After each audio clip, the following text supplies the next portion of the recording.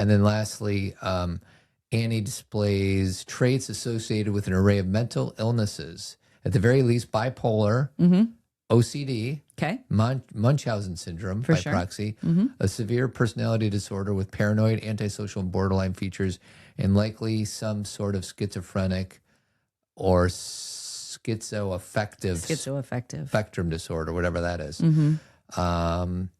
In a special feature on the collector's edition DVD, a forensic psychologist described Annie as a virtual catalog of mental illness.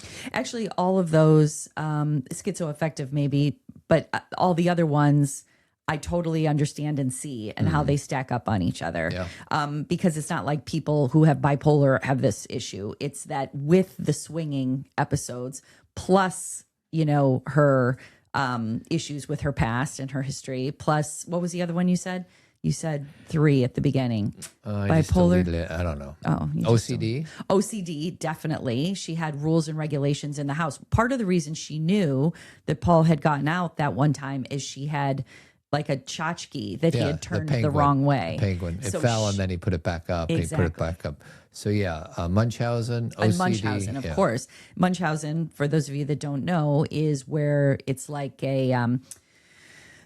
if you do it to yourself, it's where you have some kind of, you believe yourself to have some kind of disorder, or you do things to yourself to make yourself sick so you get more attention. Munchausen syndrome by proxy is when you do it to somebody else. Yeah. Most of the time it's a mother to a child, but in this case, it's a caregiver to her patient. Actually, I do have a few others. I just found Kathy Bates cried before and after filming the hobbling scene because she hated the violence. I bet. I think that's a pretty natural. Didn't it say she passed out or something? I or is didn't that too see far? that. The man who is the sheriff who dies because she shoots him through the back. Yep.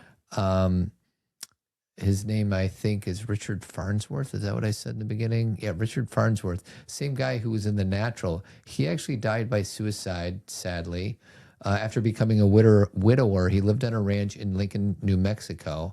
And on the night of October 6, 2000, suffering from terminal cancer that left him partially paralyzed and in great pain, he died from a self-inflicted gunshot wound. That's sad. Oh, that is sad.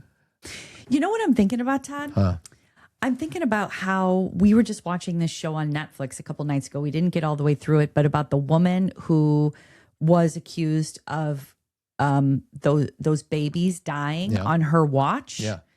And it's kind of got a similar vibe to this. I mean, this is a fictional account of something, but it's interesting because Annie's past, a big trope that is used in a lot of movies, or where someone finds a yearbook or like a scrapbook where you get all this information about their history. And there's a part where Paul gets out of the room and he looks through the scrapbook and sees that she had kept every like newspaper clipping of her history, and that she used to be a nurse at a hospital and weren't babies dying. Yeah. And so it's really kind of interesting, that kind of psyche. And I think what I read is why that happened, or why, because it's like, we understand what's going on with Paul. As evil as it is, it's her like obsession with the book Misery. But she felt, because of her own history, that if a baby was not well or had like any kind of issue, that it was a survival of the fittest thing. And she just didn't think that baby had a right to survive. Yeah. Yeah. And so she hurt them. So anyway, I can't remember what that documentary is called though. Oh, I found it. The Netflix documentary is called The Investigation of Lucy Ledby.